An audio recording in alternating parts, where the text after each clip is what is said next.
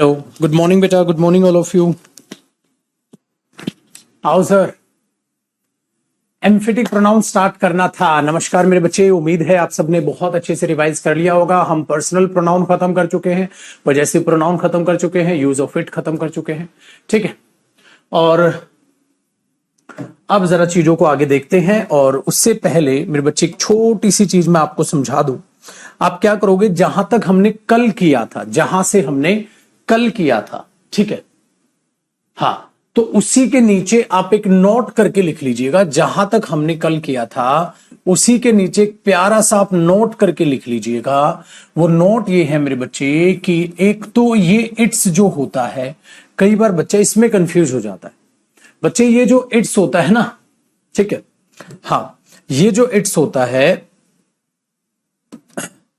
इसमें जो ये साइन लगा होता है बेटा, ये होता है रेज्ड कॉमा।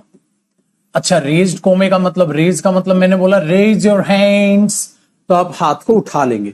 तो रेज्ड कोमा उठा हुआ कोमा, ठीक है, रेज्ड कोमा उठा हुआ कोमा जो ऊपर लगता है। अच्छा, ऐसा क्यों होता है? ये लगता है मेरे पुत्र शॉर्टकट के लिए। शॉर्टकट कैसे? जैसे आपने इट इज का शॉर्टकट बनाना है, आप इट्स यूज कर लो। जैसे पास्ट में आपने बेटा इट वॉज का शॉर्टकट बनाना है, आप यूज कर लो। इट हैज का शॉर्टकट बनाना है, आप इट्स यूज कर सकते हैं। अकॉर्डिंग टू द सेंटेंस आप पता लगा लेंगे। ठीक है, जैसे मैंने बोला यार ये तो मेरा फर्ज है कि मैं आपकी मदद करूं, ठीक है, इस तरीके से। और दूसरा ये जो इट्स था ना, जिसमें सिर्फ डायरेक्ट ये लिखा जाता है, आपको पता है ये है मेरे बच्चे पॉजेसिव डेटरमिनर। ये है पॉजेसिव डेटरमिनर।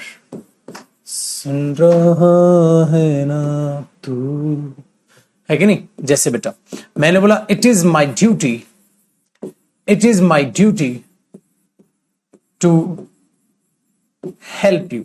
ये तो मेरा फर्ज बनता है आपकी मदद करना, आपकी मदद करना मेरा फर्ज बनता है। तो मैंने बोला it is my duty to help you. तो बच्चे हमने इसको ऐसे बोल दिया। अब इट इज को आप इसी को कैसे लिख सकते हैं?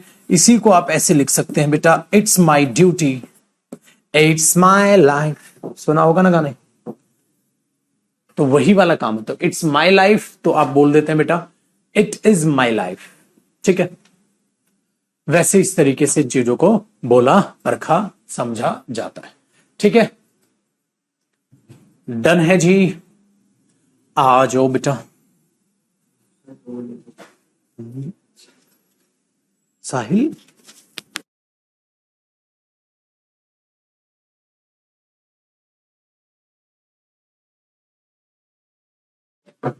ठीक है जी, चलो आगे देखते हैं पुत्र। तो यहां तक ये छोटा सा एक डाउट था बच्चे का, वो सॉल्व हो गया होगा। फटाक से कॉपी कर लो, फटाक से, झटाक से। आग लगा दो।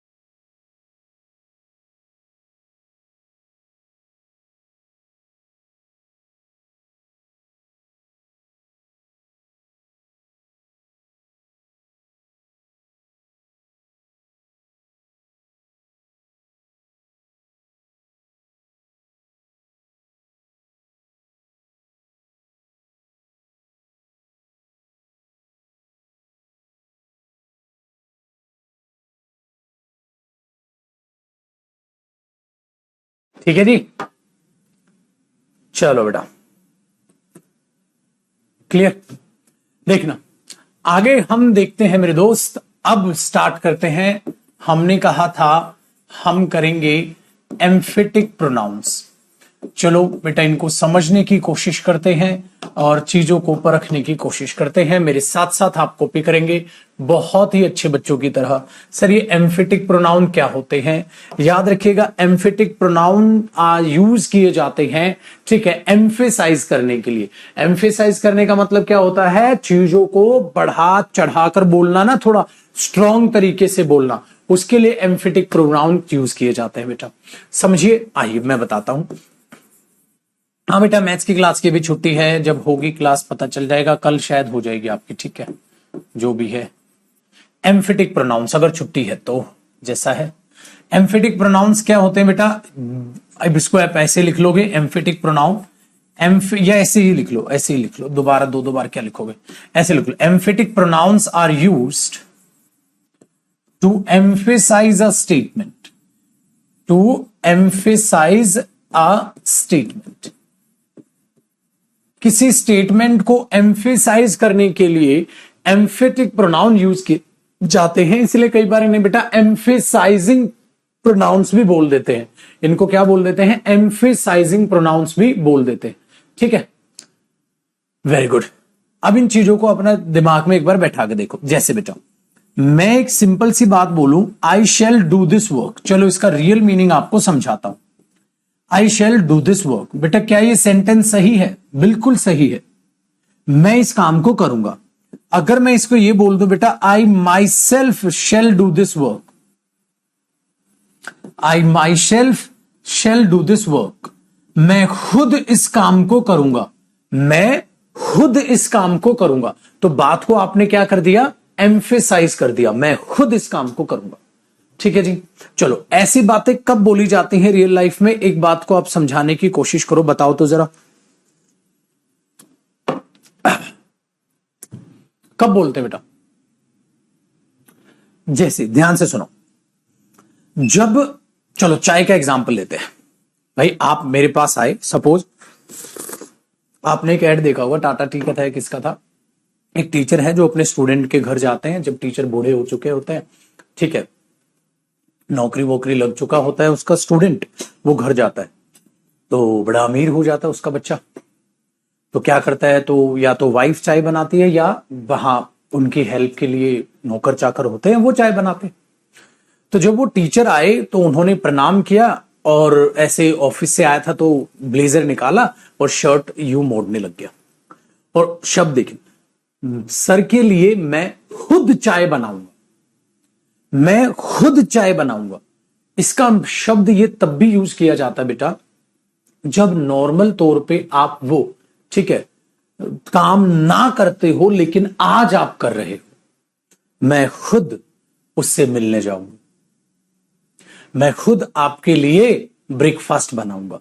तो वो चीज जब आप इसको दो ढंग से बोलते हो, या तो बात को आप एम्फेसाइज करते हो बेटा, या आप बात को क्या कहने की कोशिश करते हो, वो काम जो खुद आप नहीं करते लेकिन तब आप करोगे। सपोज आपकी बेकरी की दुकान है, आप केक्स बनाते हैं बहुत अच्छे, आप केक बनाते थे बट आप पॉपुलर हो गए हैं तो आपने केक बनाने के लिए बंदे रख लिए, अब आप आराम से बैठते हो, ऑर्डर लेते हो, बस केक वो बनाते हैं। लेकिन आपका दोस्त आया और आपके दोस्त के बेटे का बर्थडे था, उसने बोला मेरे दोस्त मैं खुद केक बनाऊंगा उसके लिए, मैं खुद केक बनाऊंगा, मतलब नॉर्मल तौर पे आपने केक नहीं बना रहे बट अब आप खुद आप बनाएंगे, ठीक है, मैं खुद इस काम को कर लूंगा। एक तो आप इस बात को एम्फेसाइज कर रहे हो बेटा, ठीक है, वेरी गुड। या उस बात को क्या कह रहे हो मेरे बच्चे, आप उस खुद को कैसे एम्फेसाइज कर रहे हो, या तो आप बात को एम्फेसाइज कर रहे हो, या आप ऐसा दिखाने की कोशिश कर रहे हो कि नॉर्मल तौर पे काम करते नहीं हो आप, लेकिन आज वो बंदा खुद उस काम को करेगा।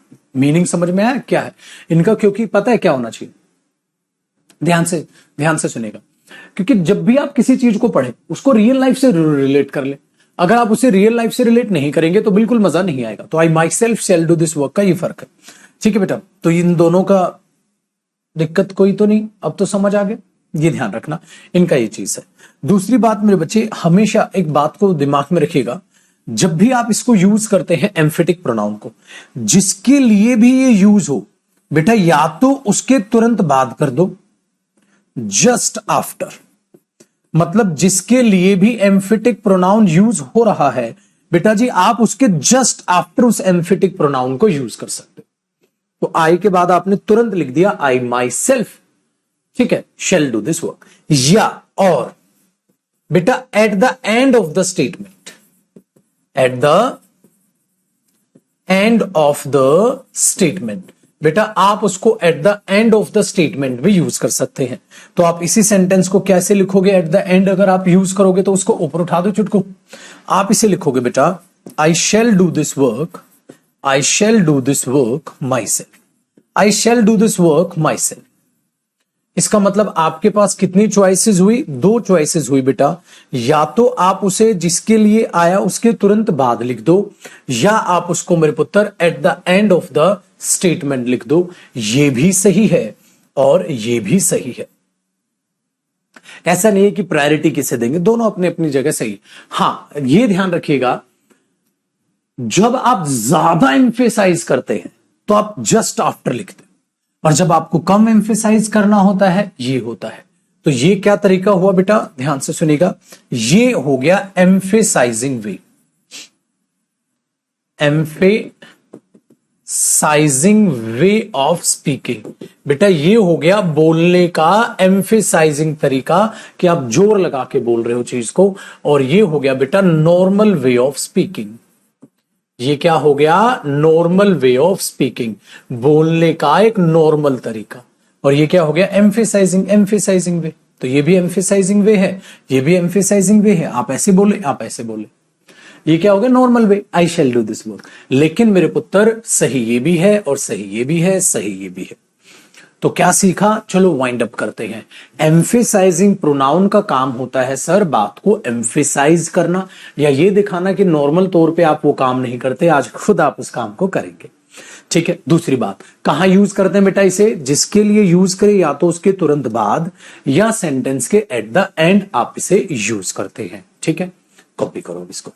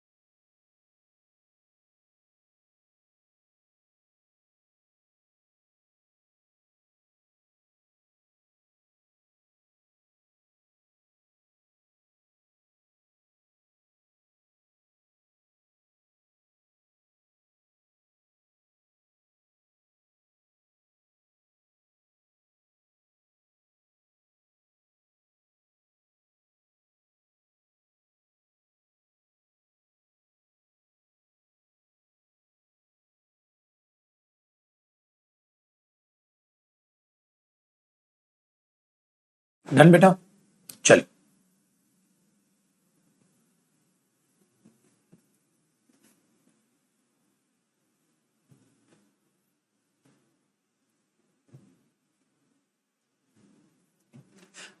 आगे देखते हैं अब क्या है। चल, एम्फिटिक प्रोनाउन कौन कौन से कैसे बनते?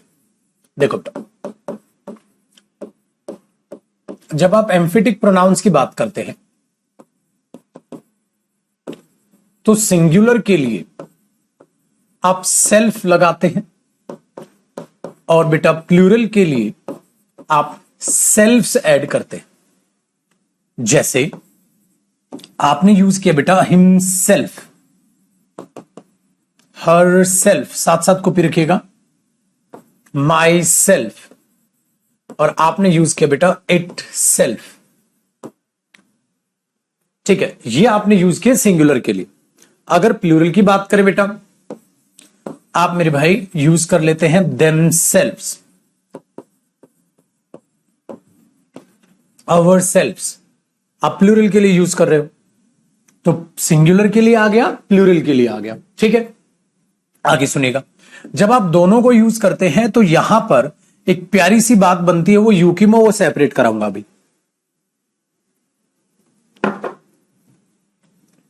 तो मजे वाली बात पता है क्या है, इस पर बेस भी एरर आते हैं यार। पेपर में क्या कर देगा, they will do this work themselves, ऐसे देगा। अब हमें लगेगा सर इतना आसान, बेटा पेपर में आसान एरर भी आने हैं, मुश्किल एरर भी आने, आसान और मुश्किल दोनों आने हैं, तो ये भी आना है। तो आप इसे देमसेल्फ ना करके देमसेल्व्स करोगे, ये पेपर में करेक्ट होगा। बट पेपर में आएगा, इस बात के लिए आप तैयार रहें। बट पेपर में आएगा, इस बात के लिए आप तैयार रहें। तो यहां बन जाएगा दे will do this work themselves, they will do this work themselves. ठीक है जी, चलो आगे देखते हैं।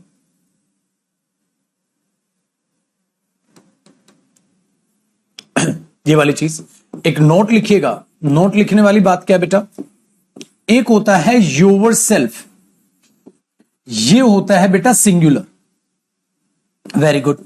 और ये होता है योर सेल्फ्स, ये होता है बेटा प्लूरल।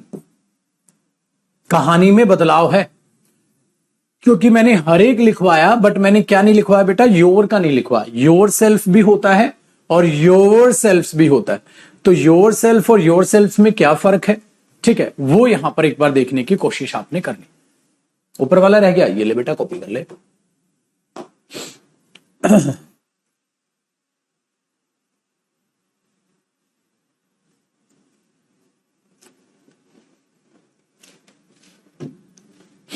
ठीक है, देखो कैसे,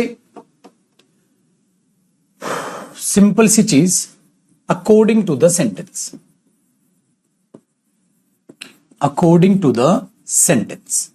बेटा सेंटेंस के हिसाब से, अब हम भगवान तो है नहीं, अब हम भगवान तो है नहीं। भगवान तो मतलब कि हमें पता चल जाए कब सिंगुलर प्लूरल है, या तो एग्जामिनर बताएगा या बेटा दोनों सही। कैसे, एक बार तो जरा समझते हैं। मैंने बोला you should do this work, you should do this work yourself. Paper में ये आ गया। और एक पेपर में आया बेटा, सपोज करो you should do this work yourselves. अब मैंने क्या कहा था, हम भगवान तो है नहीं, तो बेटा हमें क्या पता कहां क्या हो रहा है। अब मैं कह रहा हूं you should do this work yourself और you should do this work yourself, बेटा दोनों से हमें क्या पता कहां क्या हो रहा है। बेटा भाई हमें नहीं पता ना कहां क्या हो रहा है, तो ये भी सही है और ये भी सही है। प्रायोरिटी कुछ भी नहीं बेटा, दोनों अपनी अपनी जगह सही है। अब मैं किसी एक इंसान को बोल रहा हूं तो मैं योरसेल्फ लगा के बोलूंगा, और ज्यादा को बोल रहा हूं क्या पता मैं स्टूडेंट्स को बोल रहा हूं, तो हमें क्या पता स्पीकर किसको बोल रहा है इसको। जब नहीं पता, दोनों सही, कोई झंझट नहीं। लेकिन अगर एग्जामिनर आपके सामने कोई ऐसी सिचुएशन रख दे बेटा, आपको हिंट दे दे, जैसे मैंने यूज किया बेटा ऑल ऑफ यू, ठीक है ना, all of you should clean your, ये ऐसे कर लेते हैं, all of you should do your work your self, ऐसे दे दे बेटा, all of you should do your work your self. अब आपके पास एक बहुत बड़ी उसने हिंट फेंक दी। हिंट क्या फेंक दी बेटा, ऑल ऑफ यू, आप में से सभी को। इसका मतलब यहां पर ये जो ऑल ऑफ यू है, तो ये तो प्लूरल हो गया। इसका मतलब ये हो गया मेरे बच्चे कि वहां वो एक नहीं है, एक नहीं है, तो योर सेल्फ पेपर में आप काट दोगे। यहां पर योर सेल्फ आना था, क्योंकि उसने ये दे दिया both of you, all of you, कुछ भी ऐसे हिंट फेंक दे, तो फिर तो आपके पास ये चॉइस हो जाएगी। चलो सेम क्वेश्चन को मैं एक और प्यारा सा क्वेश्चन बनाता हूं। मैंने बोला द टीचर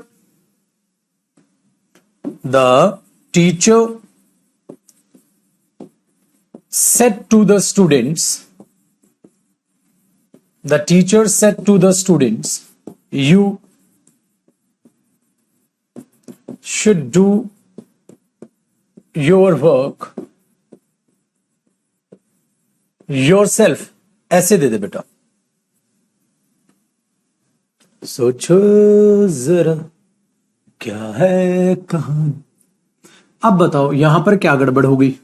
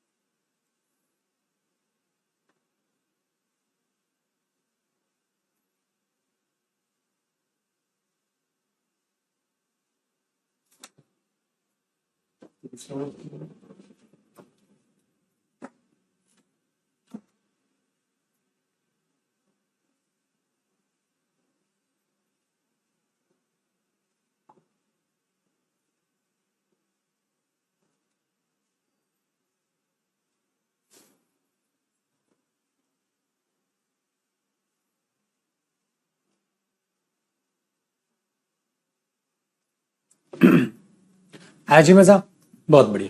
तो बेटा गलती यहां हो गई, कैसे? देखो, उसने बोला the teacher said to the students, teacher ने स्टूडेंट्स को कहा आप सभी को। इसका मतलब यहां पर जो ये यू है सिंगुलर नहीं, ये प्लूरल सेंस दे रहा है, क्योंकि बेटा टीचर ने स्टूडेंट्स को कहा आप सभी को अपना काम खुद करना चाहिए, तो यहां पर योरसेल्फ आ जाए। हो गया इंटरेस्टिंग काम, बहुत बड़ी। तो ये चीज आपको दिमाग में रखनी है, ठीक है? अब तो हमें पता चल गया स्टूडेंट्स को कहा है, ये तो स्टूडेंट्स को कहा है, तो बेटा यू कहा है स्टूडेंट्स के लिए, तो फिर तो प्लूरल सेंस हो गया, तो योरसेल्फ लगा दोगे आप।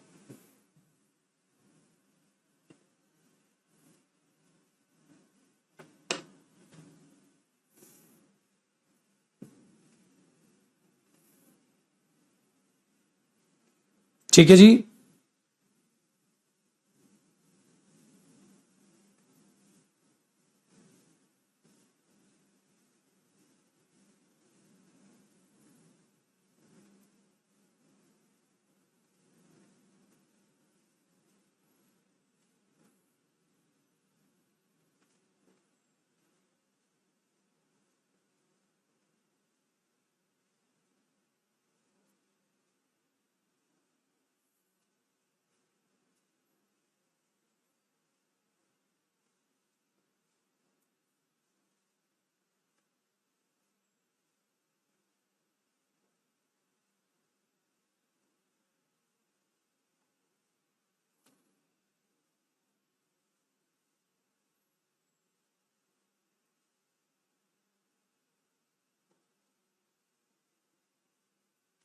डन, ऑल सेट, कोई दिक्कत तो नहीं है?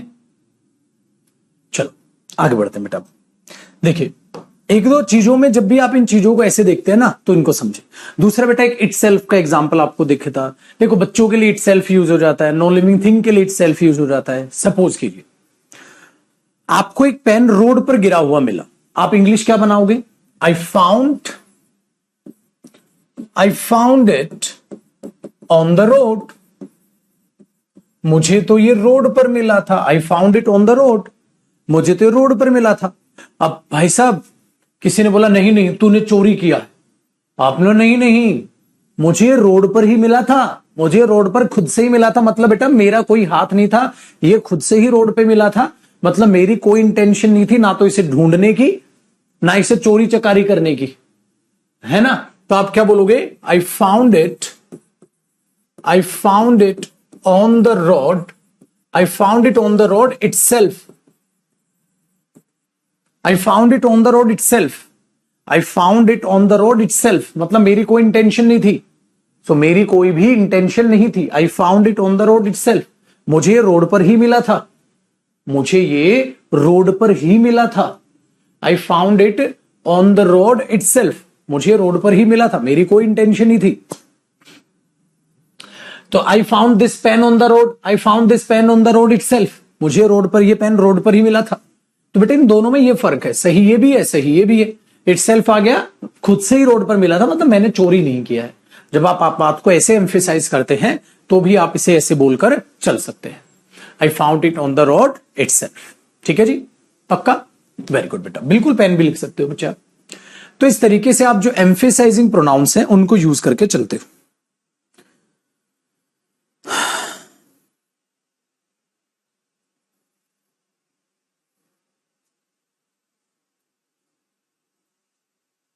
बताओ जी बच्चे, कोई डाउट तो नहीं अब? तो एम्फेसाइजिंग क्लियर हो गया भाई?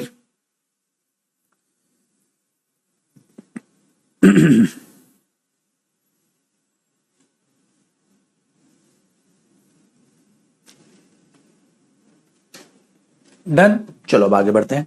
और बेटा इसी टाइप के प्रोनाउन होते हैं जिनके सिर्फ फंक्शन में डिफरेंस होता है, चेहरा उनका भी सेम होता है। ठीक है, चलिए, चेहरा सेम है, फंक्शन में डिफरेंस है। चेहरा सेम है, फंक्शन अलग है, रिफ्लेक्सिव प्रोनाउन। फिर मैं आपको बताऊंगा बेटा एम्फेसाइजिंग और रिफ्लेक्सिव में आखिरकार क्या फर्क होता है, फिर उसके बारे में जाने। तो अब हम क्या स्टार्ट कर रहे हैं, रिफ्लेक्सिव प्रोनाउन। तो हेडिंग क्या डालोगे, रिफ्लेक्सिव प्रोनाउन।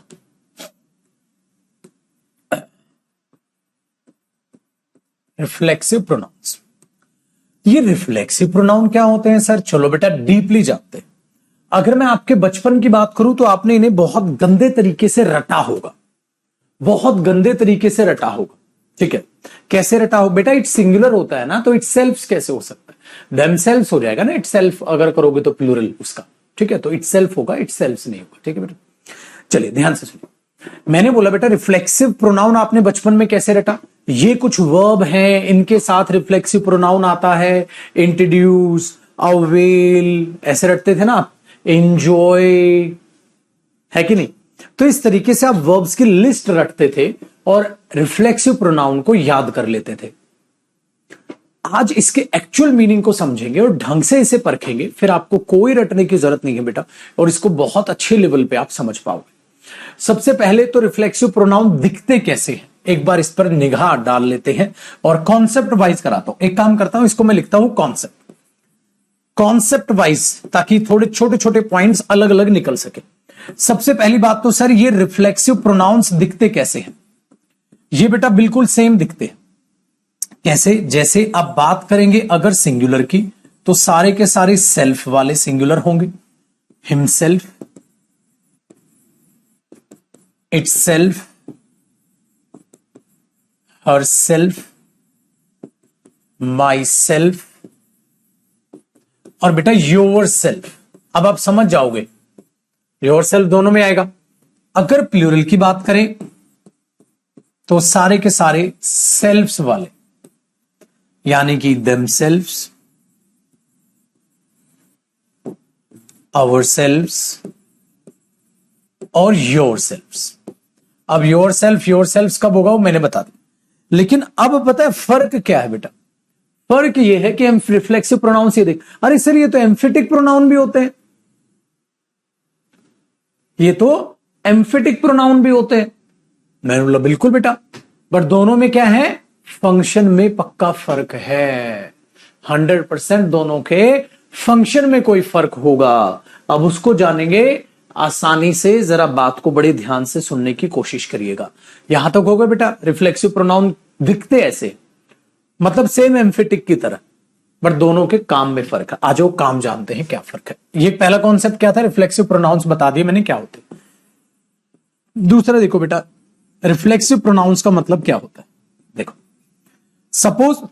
सपोज कीजिएगा कि यहां पर आप खड़े हो, ऐसे ये ड्राइंग बनानी है बेटा, आपके सामने एक मिरर है, बचपन याद है ना, concave convex mirror, concave mirror याद होगा, एक मिरर है। हाँ, अगर मैं इस इंसान की बात करता हूं, अगर मैं इस इंसान की बात करता हूं तो बेटा ये एक रियल पर्सन है, ये एक रियल पर्सन है कि नहीं? Very good.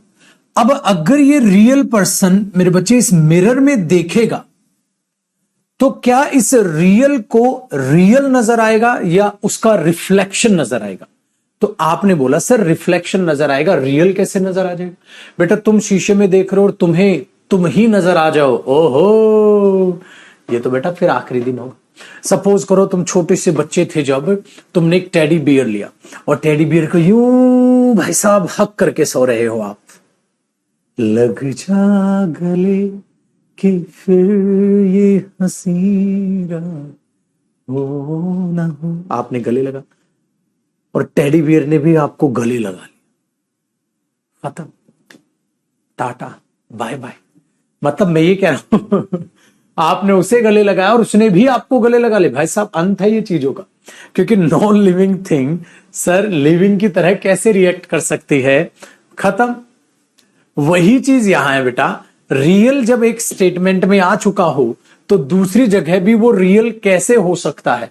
ठीक है, ये रियल दूसरी जगह कैसे हो सकता है? अगर एक रियल है तो दूसरा 100% क्या होगा? उसका रिफ्लेक्शन होगा, रियल नहीं होगा। इसलिए अगर हम यहां बात करते हैं तो उसका रिफ्लेक्शन हमारे पास हमें दिखाई देगा। ठीक है, वेरी गुड।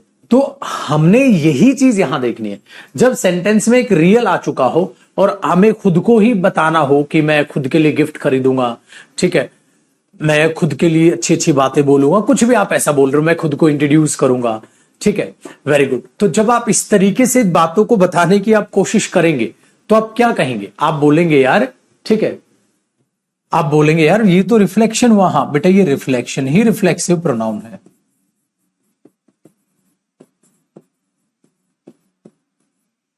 ठीक है, चलो इसका एक एग्जाम्पल देखते हैं।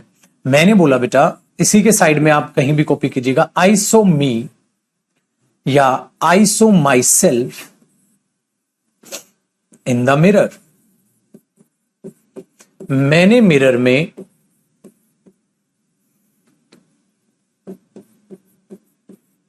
खुद को देखा था। तो आप क्या जानेंगे यार? आई सो मी, भाई आई क्या है? रियल। बेटा रियल आ चुका है, जब वो शीशे में देखेगा तो उसे क्या दिखाई देगा? रियल। बेटा मी तो रियल है, ऑब्जेक्टिव केस है, मी रियल है, रियल कैसे देख लेगा? Very good. तो बेटा रिफ्लेक्शन दिखाई देगा, रियल कैसे दिखाई देगा? इसका मतलब अब समझ आया रिफ्लेक्सिव प्रोनाउन क्यों बने हैं। बात को एम्फेसाइज नहीं कर रहा बेटा, ये एम्फेटिक नहीं है यहां, यहां तो ये रिफ्लेक्शन को दिखाने की कोशिश कर रहा है कि मैंने खुद को मिरर में देखा था, I saw myself in the mirror. So this is called reflexive pronoun. जब आपको इंसान का रिफ्लेक्शन दिखाना हो, एक रियल इंसान आ चुका हो, तो वो अपने आप को ही उधर कैसे दिखाई देगा? ठीक है भाई, ये ऐसे है। चलो बेटा, कभी कभी हम खुद को चोट नहीं पहुंचा लेते हैं, खुद को चोट पहुंचा लेते हैं, तो ही हर्ट हिमसेल्फ, उसने खुद को ही चोट पहुंचा ली थी। ठीक है, तो ये या आई हर्ट मी या आई हर्ट माई सेल्फ यस्टरडे, मैंने कल खुद को चोट पहुंचा ली थी। ठीक है भाई, मैंने खुद को कल चोट पहुंचा ली थी। तो जब आपने खुद को ही मार दिया है, खुद को ही चोट पहुंचा ली, तो क्या करेंगे आप? I hurt myself, I hurt myself. क्योंकि बेटा आई हर्ट मी तो ऐसा लग रहा है जैसे दो दो इंसान, अरे बेटा रियल तो ये खड़ा है, अब रियल ये खड़ा है तो इसके सामने एक और रियल और उसको चोट, गलत नहीं हो जाएगा? Very good. तो उसके रियल का ही जब वहां रिफ्लेक्शन दिखाने की कोशिश करते हो, this is called reflexive pronoun. कर लो बेटा कॉपी, फिर अब आगे बात करते हैं इसकी। फिर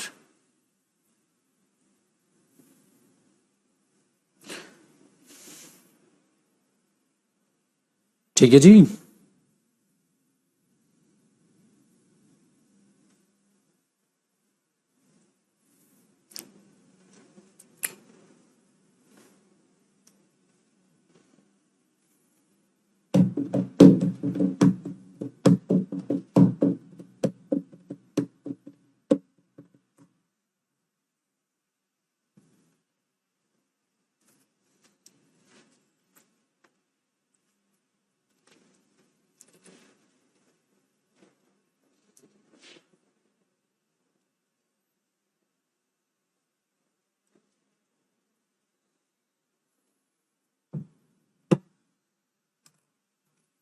ठीक है बेटा, चलो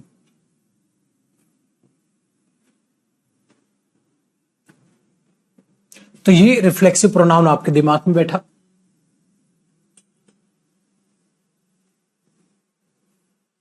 आगे देखिएगा, अब सिस्टमेटिक क्या है भाई तरीके, अगली कॉन्सेप्ट में देखते हैं। फिर अगला पिटारा हमारे लिए क्या लेकर आ रहा है, अगला पिटारा हमें क्या कहता है और क्या लेकर आ रहा है।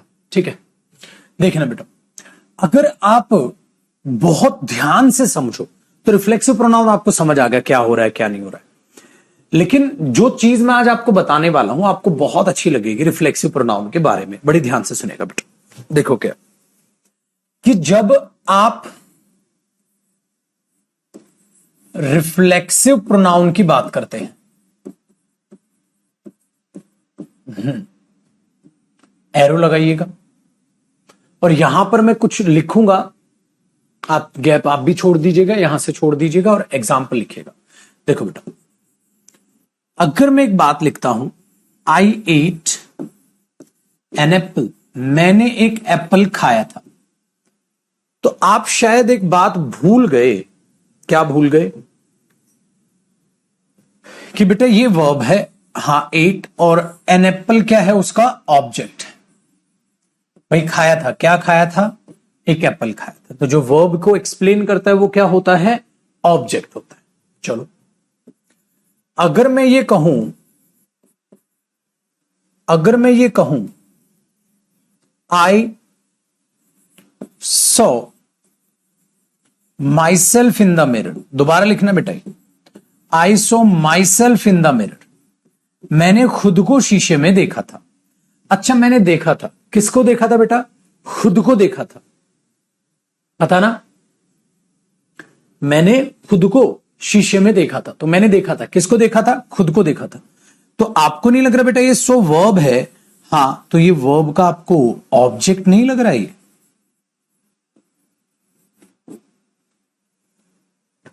बेटा प्रोनाउन है, प्रोनाउन है तो सब्जेक्ट ऑब्जेक्ट को, ठीक है, तो पता तो लगाना ही पड़ेगा ना, या तो सब्जेक्ट होगा ऑब्जेक्ट होगा, तो ये तो ऑब्जेक्ट है, सरासर ऑब्जेक्ट है। चलो एक और बात फिर से प्रूव करता हूं बच्चे, आपने एक एग्जांपल लिखा, he introduced himself to the class, उसने क्लास को खुद को इंट्रोड्यूस किया था।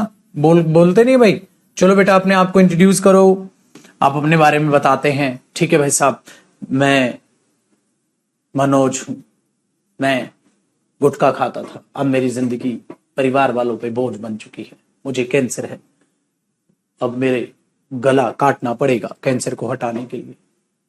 ठीक है, आज ही बीड़ी पान तंबाकू छोड़े। आई तो हमने क्या बोला, he introduced himself to the class, उसने खुद को, ठीक है, क्लास को इंट्रोड्यूस किया था। Very good. तो बेटा एक बात बताओ, इंट्रोड्यूस किया बेटा वर्ब, किसको इंट्रोड्यूस किया, खुद को, तो ये हिमसेल्फ इज इंट्रोड्यूस का ऑब्जेक्ट ही तो है प्रभु, उसका ऑब्जेक्ट भी तो है। मनोज नहीं मुकेश था, अच्छा मुकेश कर लो बताओ बेटा, तो हम क्या बोल रहे हैं, उसने खुद को इंट्रोड्यूस किया था क्लास को, तो भाई इंट्रोड्यूस का ऑब्जेक्ट ही तो है हिमसेल्फ। हमने आज तक ध्यान ही नहीं दिया इस बात पे। इसका मतलब ये हुआ बेटा, जो रिफ्लेक्सिव प्रोनाउन होता है वो ऑब्जेक्ट ऑफ अ वर्ब, मेरे पुत्र वो वर्ब का ऑब्जेक्ट होता है, object of a verb. Reflexive pronoun is used object of a verb, तो as an object of a verb आप उसको यूज करते हो। तो he introduced himself to the class, तो ही इंट्रोड्यूस्ड हुम, हिमसेल्फ, किसको इंट्रोड्यूस किया, ठीक है, किसको इंट्रोड्यूस किया, तो हिमसेल्फ, खुद को इंट्रोड्यूस कर दिया क्लास को। डन है भाई, तो ये चीज आप अपने दिमाग में बैठा समझे। तो बेटा ये reflexive pronoun object of a verb बनता है। डन है जी। अच्छा अब एक और बात बड़े ध्यान से सुनिएगा, तो जब आप इसको यूज करेंगे तो reflexive pronoun object of a verb बनेगा, और कैसे, अकॉर्डिंग टू द सेंटेंस। ये नहीं बेटा किसी भी वर्ब का आप ऑब्जेक्ट बनाओ, सेंटेंस का मीनिंग सही आना चाहिए ना, एक बात बताओ, यहां एप्पल लिखा है, क्या है? इंसान लिख दोगे? आई एट हिम, मैंने उसे खा लिया था। अरे खाया इंसान नहीं जाता, खाना जाता है। तो क्या कोई ऐसी चीज लिख दोगे बेटा जो ना की जा सकती हो, वो ऑब्जेक्ट बना दो? इसलिए कोई ऐसी जगह इसको ऐसी वर्ब का ऑब्जेक्ट मत बना देना जहां ये बन ही ना पाए।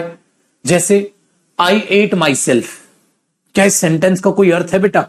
इसी के नीचे एग्जाम्पल कॉपी करिएगा। क्या इस सेंटेंस को कोई अर्थ है? आई एट माई सेल्फ, मैंने खुद को खा लिया था। आई एट माई सेल्फ यस्टरडे, कल मैंने खुद को खा लिया था। अरे कोई अर्थ है बेटा इस बात का? नहीं ना, तो गलत हो जाएगा पेपर में। इसीलिए बच्चे क्या करना है? Reflexive pronoun object of a verb. Reflexive pronoun verb का क्या होता है बेटा? ऑब्जेक्ट। तो इसका मतलब वो ऑब्जेक्ट ऑफ अ वर्ब कब बनेगा? जब करेक्ट मीनिंग होगा। नॉनसेंस थोड़ा ना लिख दोगे। Meaningful statement should be there. बेटा मीनिंग निकले उस बात का। कोई इंसान खुद को इंट्रोड्यूस कर सकता है? बिल्कुल कर सकता है। मेरे पुत्र, क्या आप खुद को शीशे में देख सकते हो? बिल्कुल देख सकते हैं। तो क्या कुछ भी बना दोगे? भाई कोई खुद को चोट पहुंचा सकता है? बिल्कुल पहुंचा सकता है, ठीक है। बट कोई खुद को खा सकता है? Illogical, nonsense. तो जो नॉनसेंस चीजें हैं कि नहीं सर ये तो इलॉजिकल हो गया, ठीक है, तो उस नॉनसेंस चीजों को तो आप हटा दोगे बेटा, और जो करेक्ट मीनिंग दे रही है उसको आप करेक्ट करो, मीनिंग के हिसाब से करो। तो मीनिंग भाई सब चीज खाने की खाई जाएगी, सही है, ठीक। I saw myself in the mirror, सही है। उसने खुद को इन क्लास में इंट्रोड्यूस किया, सही है। उसने खुद को कल खाया था, गलत है तो गलत है, तो काट दो। सिंपल सी चीज हो गई, ठीक है। ये चीज दिमाग में रखिएगा। तो reflexive pronoun is used as an object of a verb. और बेटा स्टेटमेंट ब्रैकेट में लिखिएगा, क्या होना चाहिए? Meaningful statement. कैसी स्टेटमेंट होनी चाहिए बेटा? Meaningful statement. कैसी स्टेटमेंट होनी चाहिए? Meaningful statement. एक बच्चा पूछ रहे sir I slept my self. हाँ बेटा बिल्कुल सही है, मैंने खुद को थप्पड़ मारते हैं लोग, गुस्से में मारते हैं लोग, जैसे आपने खुद से कुछ बात की, ठीक है, बट आप उस प्रोमिस को निभा नहीं पा रहे या खुद पर आप गुस्सा उतार, बिल्कुल होता है। खुद को चोट पहुंचा लेता है इंसान, बिल्कुल है बेटा, ठीक है। चलिए और कॉपी। तो रिफ्लेक्सिव प्रोनाउन क्या होता है बच्चे? ऑब्जेक्ट ऑफ अ वर्ब, बिल्कुल यूज होता है। अब आगे सुनिएगा, इसी के नीचे अगला एग्जांपल है बेटा।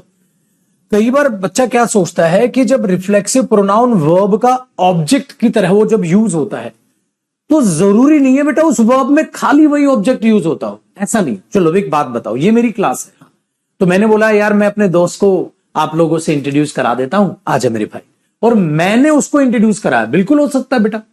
तो ये भी बच्चा रट लेता है, ये कुछ ऐसी वर्ब है जिनके बाद रिफ्लेक्सिव प्रोनाउन का प्रयोग करें, स्वाहा। मैंने बोला पागल हो गया क्या? क्या पता कुछ और मीनिंग देना हो हमें। जैसे एक बात बताओ बेटा, अगर मैं ये बोल दूं आई, साथ साथ कॉपी करना, इसी के नीचे कॉपी करना बेटा, आई इंट्रोड्यूस्ड, हाँ I introduce him to the class, मैंने उसे क्लास को इंट्रोड्यूस कराया था, बिल्कुल हो सकता है। इसका मतलब मेरे बच्चे ये वर्ब हुई और ये इस वर्ब का क्या हुआ? Objective case. होगा कोई मेरा दोस्त, मैंने करा दिया उसको इंट्रोड्यूस, क्या दिक्कत है? तो मैं क्या बोलूंगा बेटा? I introduce him, I introduce him to the class, ठीक है। चलो आगे देखो। अब जब हमने इसे लिखा, अच्छा ऐसा भी तो हो सकता है मैंने खुद को क्लास को इंट्रोड्यूस किया हो, बिल्कुल ऐसा भी हो सकता है। So I introduce myself to the class, क्या ये भी सही है? बिल्कुल सही है बेटा।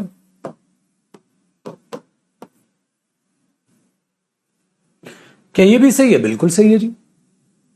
मीनिंग है? बिल्कुल है। लॉजिकल है? बिल्कुल लॉजिक है। आई इंट्रोड्यूस माई सेल्फ, मैंने खुद को क्लास को इंट्रोड्यूस कराया।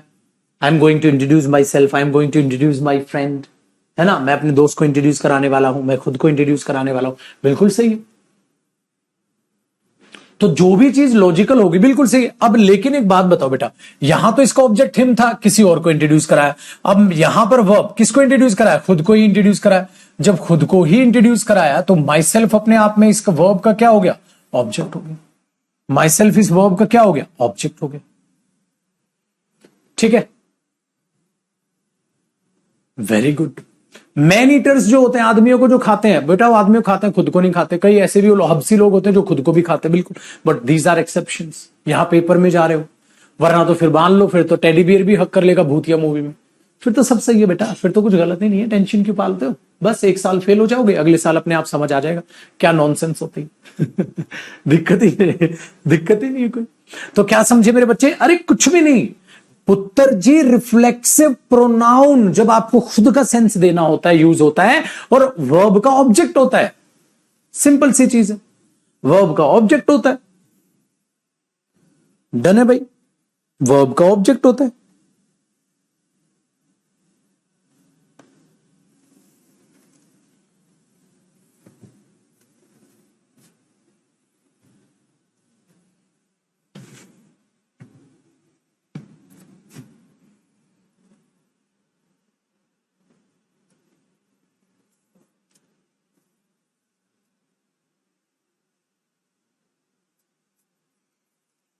समझे बंधु? चलो अब मैं आपको एक और बहुत ही प्यारी चीज सिखाता हूं, बड़े ध्यान से सुनिएगा। डन है बेटा? चलो दोबारा वापसी आओ बेटा। रिफ्लेक्सिव प्रोनाउन क्या होता है? ये होता है सर। अच्छा, रिफ्लेक्सिव प्रोनाउन का क्या मतलब होता है बेटा? ये मतलब होता है सर। ठीक है। अच्छा, रिफ्लेक्सिव प्रोनाउन काम क्या करता है? ऑब्जेक्ट होता है बेटा। देखो इसका ऑब्जेक्ट है, देखो इसका ऑब्जेक्ट है। रिफ्लेक्सिव प्रोनाउन क्या बनता है? ऑब्जेक्ट। तो जिस वर्ब का रिफ्लेक्सिव प्रोनाउन ऑब्जेक्ट है, तो खाली रिफ्लेक्सिव प्रोनाउन ही उसका ऑब्जेक्ट हो सकता है? नहीं बेटा, स्टेटमेंट मीनिंगफुल होना चाहिए, कोई दिक्कत नहीं। स्टेटमेंट मीनिंग दे, अगर वो मीनिंग दे रहा है तो सही है, अगर वो मीनिंग नहीं दे रहा है तो गलत है। आइए बेटा अगला कॉन्सेप्ट, अगला कॉन्सेप्ट।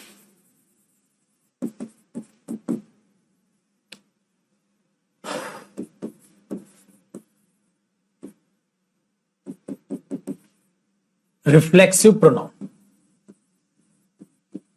आपको पता है ये क्या होता है? ऑब्जेक्ट ऑफ अ वर्ब था ना? हां, ऑब्जेक्ट ऑफ अ प्रेपोजिशन। ओ ठहरो, ऑब्जेक्ट ऑफ अ प्रेपोजिशन। बेटा रिफ्लेक्सिव प्रोनाउन क्या काम करता है? Object of a verb. Reflexive pronoun क्या काम करता है? Object of a preposition. ये प्रेपोजिशन का भी ऑब्जेक्ट बन सकता है। चाहिए ये ले जा साहिल। तो रिफ्लेक्सिव प्रोनाउन क्या काम करता है? Object of a preposition. कैसे?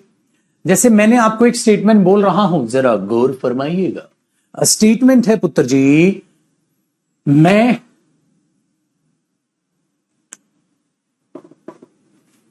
मैं एक किताब खरीदूंगा, उसके लिए मैं उसके लिए एक किताब खरीदूंगा। इंग्लिश बनाओ, मैं उसके लिए एक किताब खरीदूंगा। चलो बेटा एक इंग्लिश बनाओ। आई शैल बाय अ बुक, या I will buy a book, जो भी मन करे। ठीक है, फॉर हिम, मैं उसके लिए किताब खरीदूंगा। एक बात बताओ बेटा, मैंने आपको पढ़ाया नहीं था? I shall buy a book for him, I shall buy a book for him. ठीक है बेटा, ये फॉर क्या है? प्रेपोजिशन। और ये प्रेपोजिशन का क्या है? ऑब्जेक्ट। और मैंने आपको बताया था प्रेपोजिशन के बाद प्रेपोजिशन का ऑब्जेक्ट आता है बेटा। बिंदास है। मैं खुद के लिए किताब खरीदूंगा, मैं खुद के लिए किताब खरीदूंगा। जैसे बेटा अब पापा बोले मैं किताब खरीदूंगा, आप क्या पूछो? पापा किसके लिए खरीदोगे? अब पापा इस एज में बोले बेटा मैं किताब खरीदूंगा, पापा इस उम्र में किताब किसके लिए खरीदोगे? पापा ने बोला पापा ने बोला मैं खुद के लिए किताब खरीदूंगा, मेरा मन कर रहा है यार कुछ पढ़ लूं, पढ़ने का मन कर रहा है। तो पापा क्या बोलेंगे बेटा इस बात को? बताओ पापा कैसे बोलेंगे इस सेंटेंस को? पापा कैसे बोलेंगे? हेलो, कैसे बोलेंगे बेटा पापा इस सेंटेंस को? कैसे बोलेंगे बता दो बेटा, कैसे बनाएंगे पापा? मैं खुद के लिए किताब खरीदूंगा, क्या बोलेंगे बेटा? I shall buy a book. हाँ, क्या बोलेंगे फिर? फॉर माई सेल्फ, मैं खुद के लिए किताब खरीदूंगा। और खुद की इंग्लिश क्या होती है बेटा? सेल्फ लगेगा उसमें। तो क्या बना बेटा ये? I shall buy a book for myself. एक बात बताओ, फॉर क्या था बेटा? प्रेपोजिशन। उसके बाद ये माई सेल्फ क्या बना? ऑब्जेक्ट। फिर अरे सरेआम आप चीजों को देख पा रहे हो मेरे दोस्त, क्यों पड़े हो चक्कर में? कोई नहीं है टक्कर में, है? बनी ना बात? तो क्या समझ में आ गया इसमें बेटा? I shall buy a book for myself, मैं खुद के लिए किताब खरीदूंगा। तो फॉर प्रेपोजिशन, और प्रेपोजिशन का ऑब्जेक्ट क्या बन गया? माई सेल्फ ऑब्जेक्ट बन गया। तो ये तो प्रेपोजिशन का भी ऑब्जेक्ट होता है भाई, ठीक है, ये तो प्रेपोजिशन का भी ऑब्जेक्ट होता है।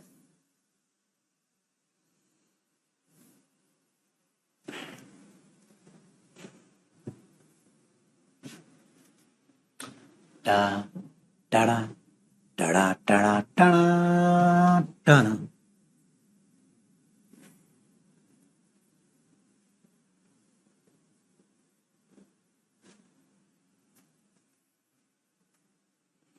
आया कि नहीं मजा?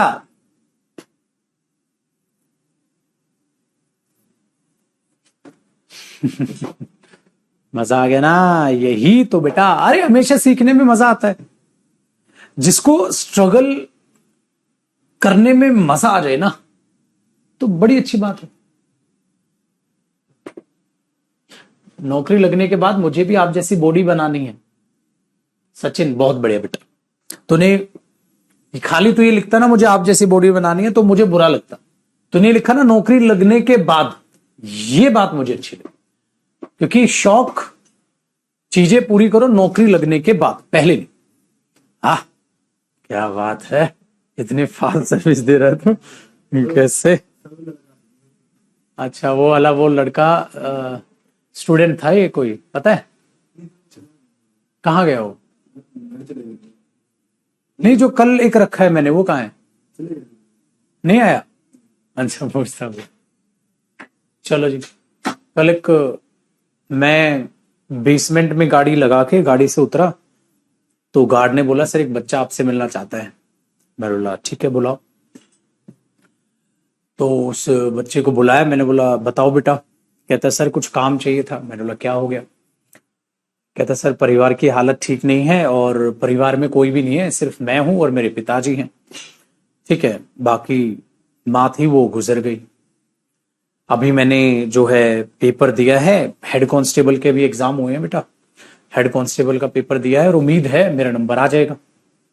कहता सर कोई काम हो तो मुझे बता दो। मैंने बोला बेटा 1% भी काम नहीं, क्योंकि है क्या, सारा स्टाफ एकदम फुल है हमारा, और जो रखा हुआ बेटा उस स्टाफ को तो निकाल नहीं सकते। मैंने बोला बेटा कैसे मैनेज करूं?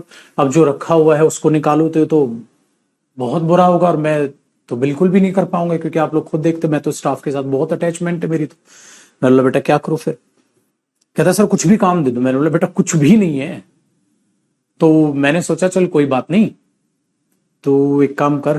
कहता सर एक काम करूंगा मैं आपके लिए, जैसे फ्रूट वगैरह काटने का हुआ, या चाय वाय वगैरह बनती है, कॉफी वगैरह बनती है, वो बहुत अच्छी बनाता हूं, मैं वो बना लूंगा।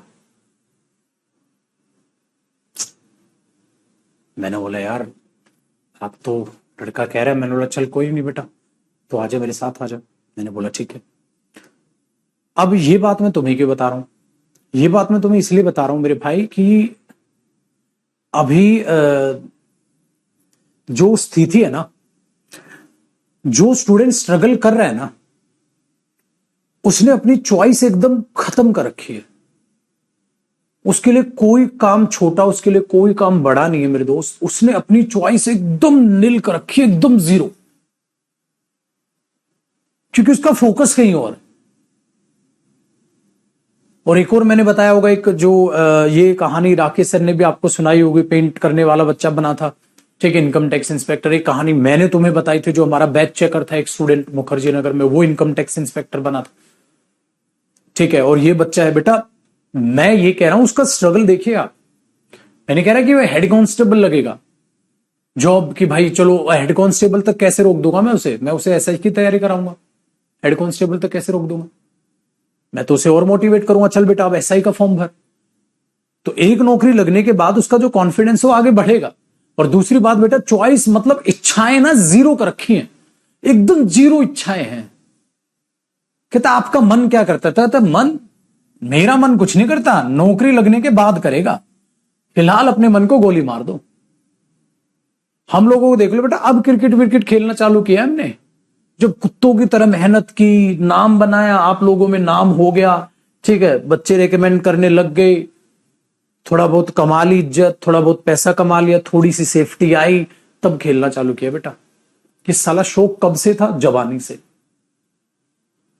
पूरा कब हो रहा है? बुढ़ापे में। तो शौक पूरा करने की कोई उम्र नहीं होती,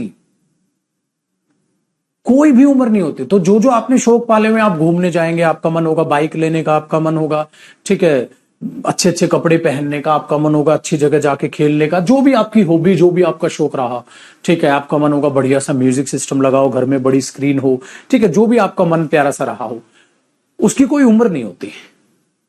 उसको तो तुम 40 की उम्र में भी पूरा करोगे ना भाई साहब, मजा आ जाएगा, कोई दिक्कत नहीं। बस एक बात का याद रखना है, घर का खा लो, क्योंकि अगर ये चीज नहीं रही ना तो फिर गड़बड़ हो जाएगी भाई। ये ऐसी चीज है जो अभी तक आपको अभी से ही चलानी है। मतलब क्या करना है, कुछ मैं ये नहीं कह रहा महंगा खाओ, फ्रूट खाओ, बाहर में गया। पहले तो मैं ये भी कह देता था बच्चों को फ्रूट खाओ, फिर बच्चों की कई शिकायतें आई, सर फ्रूट हमारे यहां बहुत महंगे मिलते हैं। मतलब बाहर में गया, घर का खा ले, इनफ है, घर का खा ले, जो भी मिले बेटा घर का खा ले बस, ठीक है। और हेल्थ अच्छी अपने आप रह जाएगी। और पढ़ाई पे ध्यान दे, नौकरी लगती, कोई कई कई बच्चा सोचता ना सर नौकरी इतनी लेट लग रहे हैं, जिएंगे कब? जीने की कोई उम्र नहीं होती मेरे दोस्त, ठीक है। जीने वाले 60-65 साल में भी जीते। मेरे पिताजी की जो एज है वो करीब करीब 60 ईयर्स प्लस है उनकी एज। गजब का वॉलीबॉल खेलते हैं इस एज में। कहता इस एज में, अरे उनके लिए तो है ही नहीं ना एज, उनके लिए वाकई में नंबर्स हैं खाली एज, ठीक है। ये ऐसी चीजें, तो ये मैं तुम्हें बोल सकता हूं क्योंकि मैं खुद हेल्थ का ध्यान रखता हूं और मैं इन चीज को अभी अनुभव कर रहा हूं। मैं खुश रह लेता हूं, दौड़ता भागता रहता हूं क्योंकि मैं हेल्दी हूं। अगर हेल्दी नहीं हो तो खत्म है सब कुछ बेटा, ठीक है, खत्म। तो एक हमारे पास एक आते हैं, उन सर की एज 58 ईयर्स की होगी, ठीक है। वो पहले जो है स्टेट लेवल पे भी जो है अपना क्रिकेट खेल चुके थे, तो फिर जॉब वॉब में लग गए, पैसा नहीं था घर वालों के पास, तो भी ठीक है, उनका बिजनेस अच्छा चलता है।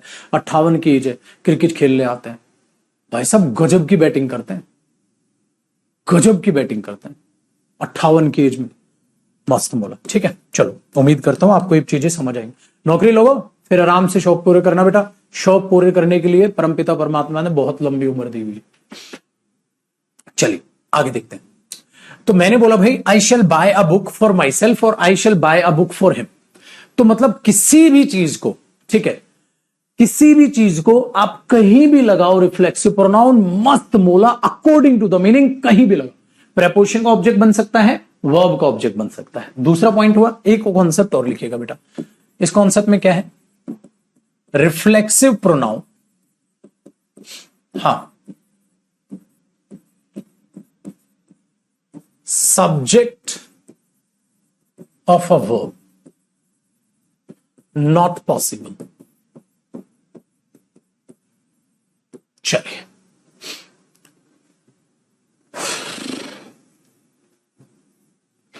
रिफ्लेक्सिव प्रोनाउन, ठीक है, क्या बोला भाई मैंने? Subject of a verb. तो रिफ्लेक्सिव प्रोनाउन जो हो वो सब्जेक्ट ऑफ अ वर्ब बन सकता है, सब्जेक्ट ऑफ अ वर्ब बन सकता है, ठीक है। सब्जेक्ट ऑफ अ वर्ब में क्या होगा बेटा? वो नॉट पॉसिबल। क्यों? देखो एक बात बताओ मेरे बच्चे, क्या ऐसा हो सकता है 100% रियल होगा तभी तो उसका रिफ्लेक्शन होगा? कॉपी करना है ऐसे बेटा। ऐसे हो सकता है कि रियल ना हो, डायरेक्ट रिफ्लेक्शन आ जाए। क्या ऐसा हो सकता है? रियल ना हो, डायरेक्ट रिफ्लेक्शन आ जाए, बताइए।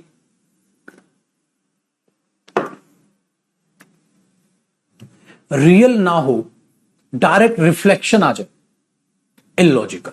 तो रियल और रिफ्लेक्शन 100% वहां रहेगा। अगर मैंने बोल दिया my self will do this work, बताओ भाई साहब ये कितना ही अजीब लगेगा।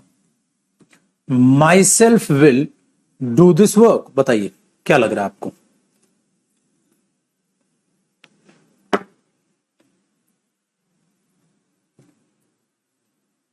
माई सेल्फ इलॉजिकल नहीं लग रहा है यार?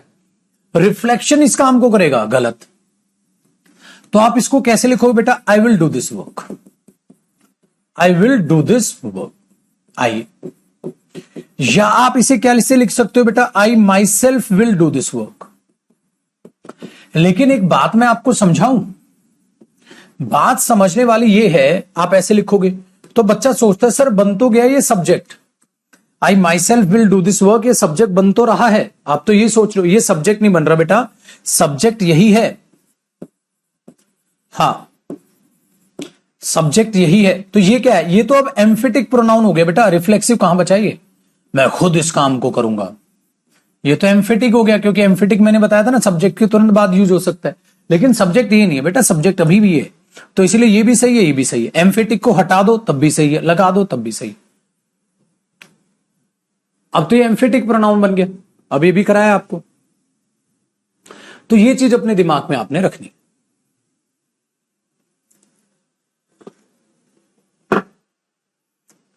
बताओ जी,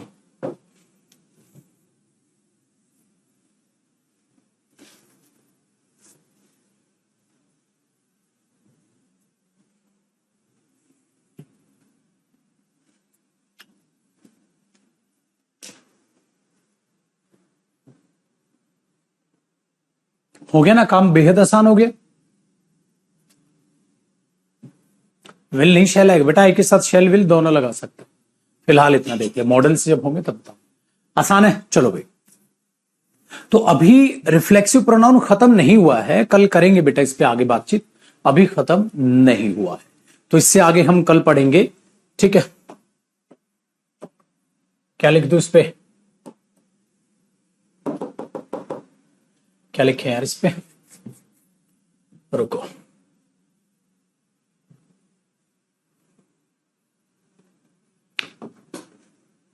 देखो आप ध्यान रखना, आपकी जो फाइल है वो है न्यू प्रोनाउन, क्या नाम बताओगे मुझे कल, न्यू प्रोनाउन, ठीक है, न्यू प्रोनाउन।